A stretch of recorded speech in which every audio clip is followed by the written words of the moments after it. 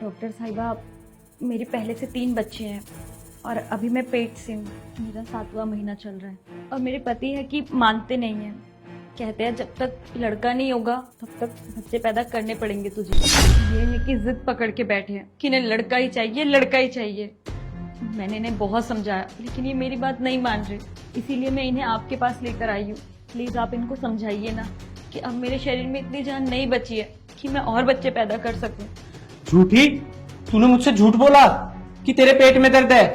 तेरे पेट में दर्द था इसलिए मैं तुझे डॉक्टर के पास लेके आया, और तू ये क्या नाम सुना बोले जा रही है डॉक्टर को। हाँ, मैं आपको झूठ बोलकर यहाँ लेकर आई। मैं तो आपको समझा समझा कर थक गई लेकिन आप मेरी बात नहीं मानते हो, तो मैंने सोचा क्या पता आप डॉक्टर साहिबा की बात मान लो। आप समझते क्यों नहीं हो कि मेरा भी शरीर है, अब मेरे अंदर इतनी जान नहीं है कि मैं और बच्चे पैदा कर सकूं। आपके एक लड़के की चाह में मैं अपनी जिंदगी क्यों बर्बाद करूं। तू ना चुप कर, तुझे तो मैं घर देखूंगा। झूठ बोलकर मुझे यहाँ ले आई, ऊपर से हमारा जो पर्सनल मैटर है वो तू डॉक्टर को बता रही है। ये हमारे घर की बात थी जो तू बाहर के लोगों के सामने बता रही है। और क्या गलत कर रहा हूं मैं?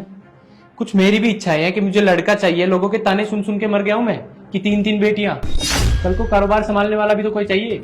यहाँ पे डॉक्टर के सामने मेरी बेइज्जती कर रही है। आज तू घर चल, फिर बताता हूँ तुझे। और क्या बात बात पे तू रोए जा रही है कि मुझे 3 बच्चे हैं, 3 बच्चे हैं। अरे लोगों के 8-8 बच्चे हैं, वो भी नहीं मरते, नहीं होता उन्हें कुछ। और जब तक लड़का नहीं होगा ना तब तक मैं बच्चे करता रहूंगा। मुझे कोई नहीं रोक सकता, ना ये डॉक्टर ना तुम।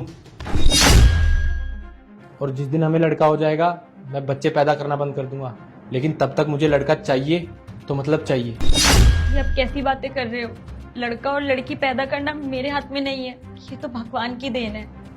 और डॉक्टर साहिबा, मैंने डिसाइड कर लिया है, इस बच्चे के बाद ना आप मेरी नसबंदी कर देना, फिर चाहे लड़की हो या लड़का, मुझे इससे फर्क नहीं पड़ता। ये क्या बकवास कर रही है तू? देखिए डॉक्टर साहिबा, कैसे गुस्सा कर रहे हैं। प्लीज आप इन्हें समझाइए ना, मेरी बात तो ये समझते ही नहीं है। मैं समझा समझा कर थक गई हूँ। आप तो पढ़ी लिखी हैं, आप इन्हें समझाइए तो क्या पता ये समझ जाए। चुप कर जा तू। रिलैक्स, आप लोग लड़ना बंद करिए।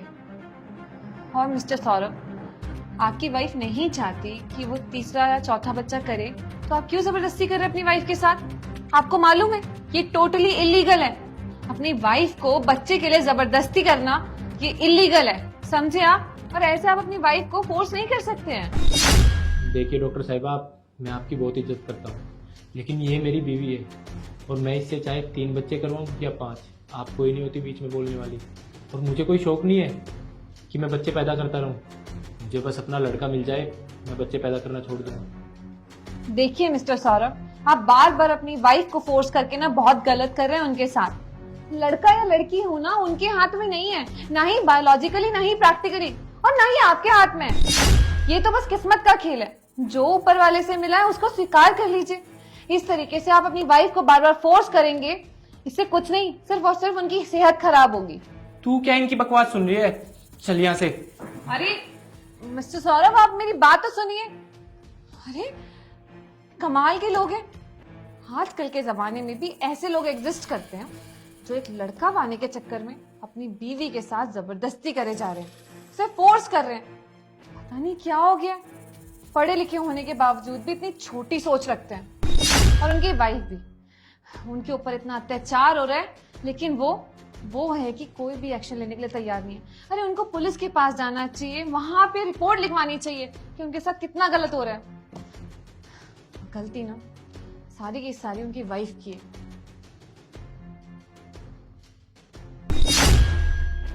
अरे भैया रुको रुको, अरे यार जरा 100 रुपए दे दो। वो सुबह से कुछ खाया नहीं है, पेट में भी गुड़गुड़ हो रही है। 100 रुपए की बात है भैया, दे दो ना। ये तो वही है ना, हमारे पड़ोस में रहता है जो वर्मा जी का लड़का। अरे आप तो चांद भाई हो ना, जो हमारे पड़ोस में रहते हैं। बढ़िया है बढ़िया। देखो अब तो जान पहचान भी हो गई। अब दे दो ना, 100 रुपए दे दो यार प्लीज। हाँ हाँ मैं वही हूँ, लेकिन तुम यहाँ क्या कर रहे हो? अरे चांद भाई क्या ही बताऊं, वो मेरा जो बाप है ना, प्रॉपर्टी के लिए बहुत मरता है।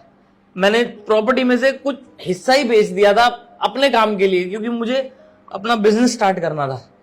और ये उससे सहा नहीं गया और मुझे घर से बाहर निकाल दिया। मेरी 2 बहनें हैं, एक आईएएस है और एक डॉक्टर है। दोनों बहुत कामयाब है, तो इसी बात से ना मेरा बाप जलता है मुझसे, क्योंकि मैं निकम्मा ठहरा, नल्ला ठहरा। लेकिन मुझे भी तो अपना बिजनेस स्टार्ट करना था, तो उसी चक्कर में मैंने अपनी थोड़ी सी प्रॉपर्टी बेच दी और उसने मुझे घर से बाहर निकाल दिया। देखा आपने, आपको भी लड़का चाहिए ना, वर्मा जी को भी लड़का चाहिए था। जब उनको लड़का हुआ तो उन्हें कितना घमंड आ गया, और आज उनकी एक लड़की आईएएस ऑफिसर है तो दूसरी डॉक्टर, वही उनको संभालती है। तुम सही कह रही हो श्वेता, लड़का पाने की जिद में मैंने तुम्हें बहुत परेशान किया है। तुमने इतनी तकलीफ सही मेरे लिए, मेरे लड़के के लिए। कल को हमारे घर में ऐसा निकम्मा लड़का पैदा हो गया तो क्या करेंगे हम? जरूरी नहीं कि लड़के ही नाम रोशन करे, लड़कियां भी कर सकती है। मुझे माफ कर दो, मुझसे बहुत बड़ी गलती हो गई। आगे से मैं ऐसी कोई भी जिद नहीं करूंगा जो तुम्हें परेशानी दे। अब मेरी आंखें खुल चुकी हैं, अब लड़का हो या लड़की दोनों एक समान होते हैं। अच्छा हुआ सही समय पर आपकी आंखें खुल गई।